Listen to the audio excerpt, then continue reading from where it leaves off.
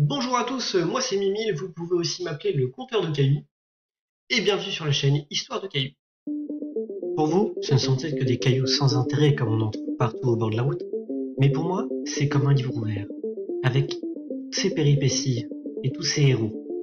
Alors venez avec moi et découvrir des histoires de cailloux. Alors sur cette chaîne, vous allez découvrir une grande variété d'histoires, tout simplement parce que la variété de roches qui existent sur Terre est quasiment infinie.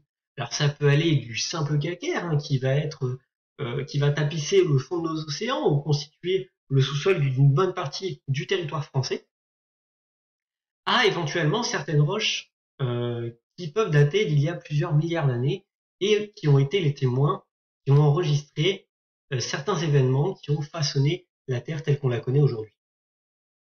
Alors, pour un petit peu mieux comprendre toutes ces histoires de cailloux, donc qui vont venir dans les prochaines vidéos, il faut quand même avoir conscience d'un grand principe qui régit la géologie.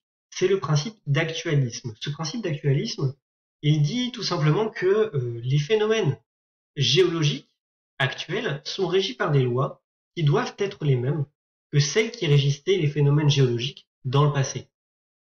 Alors, pour être un petit peu plus clair, un petit schéma. Il faut savoir que les scientifiques savent, par exemple, qu'il y a 600 millions d'années, certaines conditions climatiques et géologiques, donc C1 et C2, étaient réunies à un même endroit. Et ces conditions climatiques et géologiques ont formé une roche qu'on va appeler une roche 1. Donc c'est une roche tout à fait quelconque. Suite à ça, on a découvert une roche très semblable à la roche 1, datée d'il y a 300 millions d'années, à un nouvel endroit, et en plus donc à un nouveau moment. Ce n'est pas la même date. Donc elles n'ont pas pu se créer de la même façon. Donc on va considérer que, puisque ces deux roches sont extrêmement semblables, c'est très certainement que les conditions climatiques et géologiques, donc C1 et C2, qu'on avait déjà il y a 600 millions d'années, se sont retrouvées il y a 300 millions d'années pour former à nouveau cette roche 1. Donc, qu'est-ce que ça veut dire, par exemple, pour aujourd'hui? Pour aujourd'hui, ça veut dire que si on retrouve à un certain endroit les conditions climatiques et géologiques C1 et C2, alors ça veut dire que à cet endroit est en train de se former la roche 1.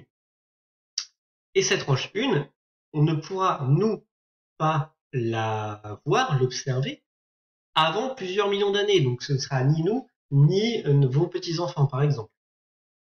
Cependant, puisque ces conditions-là sont réunies, on sait que cette roche va se former. Alors, qu'est-ce qui nous apporte au final ce principe d'actualisme? Ce principe d'actualisme, tout simplement, il nous permet de reconstituer les conditions de formation d'une roche et également toutes les péripéties qu'il a pu y avoir entre le début de sa formation et la fin, c'est-à-dire toutes les différentes péripéties, puisque la roche va tout simplement enregistrer ces différentes péripéties. Et c'est en décryptant, donc avec un petit peu de technique et de connaissances, ces différentes péripéties, donc ces différents éléments qu'on va retrouver au sein de la roche, qu'on va pouvoir raconter son histoire. Alors je vous remercie énormément d'avoir regardé cette vidéo. N'hésitez pas à vous abonner et à cliquer sur la cloche pour ne rien manquer des futures vidéos. Et surtout, écoutez, on se retrouve pour une future histoire de cailloux.